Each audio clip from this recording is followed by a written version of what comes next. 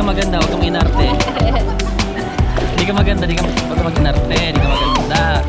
Ito yung maganda oh. Thank you. Harap ko sa'yo. Thanks, B. You're my angel. Hello mga kamami, it's your Mami Don. Andito kami sa Paliguang Aso sa Baylen, Cavite at first time ko dito. 6 kami magkakasama, galing kami sa camping sa Nasugbu, Batangas. Lumipat kami dito para dito naman mag-overnight. Malinis nga rin ang ilog dito at malamig kaya marirelax talaga ang katawan mo.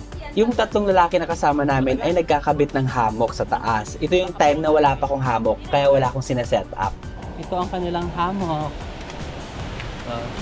Sana all may hammock. Pumunta ng Kuruber. Yeah. Next time, pa nag... Ikaw muna 3 hours. Ha? Ikaw muna 3 hours. Ano, may bayad? The next time, magaganyan na rin ako. Gusto ko yung pagitan ng ilog, yung malayuan talaga yung sabitan ng lubid. Kanipis pa dyan. Parang mas safe to. Okay din yan. Safe Kasi din. naka na siya, naka... bagay. Pare-pares naman. Yes! Nasaan na si Chloe? Okay. Kasama ko yung mga tropa ni B. Ni Chloe. Ano pang pangalan mo sa kanila? Ang dami mong pangalan. Chloe, Chi, B. Ang dami nahihilo ako Nag-join ako sa mga tropa niyang may hilig umakyat ng bundok at mag-camping. Dahil yun din ang hilig ko. Kaya join pag may time. Wala naman akong pasok bukas kaya kasama ko yon overnight ulit. Ang lawak ng ilog dito. May mga cottages din. Ito pa. Yan. Kami na lang ang tao dito ngayon. Kailan oras na? Alas 4 na ata.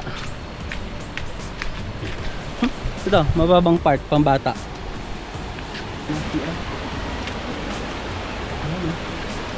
Diba? Kung napupupo ka, pwede ka magpupo dito. Diyan kami galing sa Agda na yan, ang taas niyan Barangay Hall. Doon kayo magbabayad ng 20 pesos na environmental fee. Mga rock formations din dito. Ganda. Umulan din dito kanina pero ang linaw pa rin ng tubig. Yan. Ito yung time na sabay-sabay na kami maliligo lahat. Solid dito.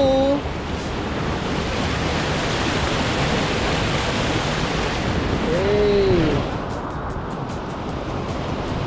Nakakabit ko sa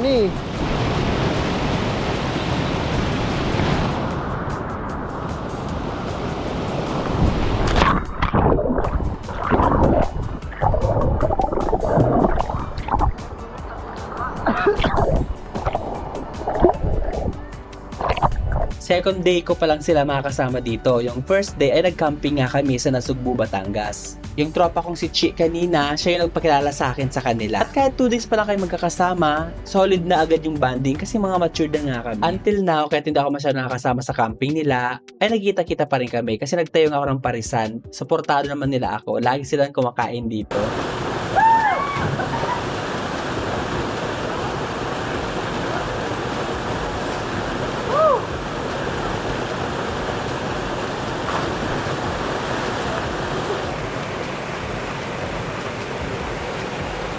Sobrang nag-fit nga kami together bukod sa mga matured na kami, para-parehas pa kami ng hilig tulad ng nature trip, hiking, at camping.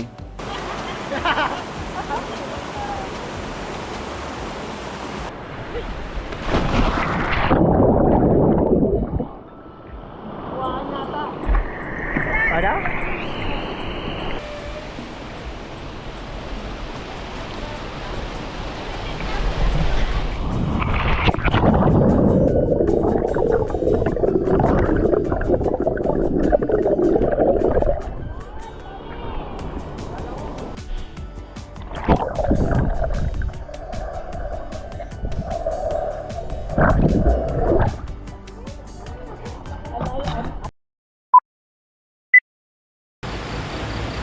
Ganito kadilim dito tabi ng ilog. Naantay namin yung bumili ng mga sangkap at gagamitin pang luto para makapag-dinner na kami. Nandilim.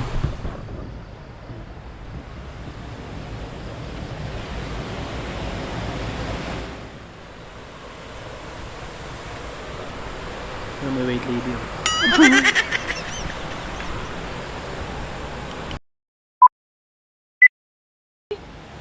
Bukod sa pagkain, isa sa mga binili nila ay ang alak. Aminin nyo, masarap uminom sa tabi ng ilog. Sunog!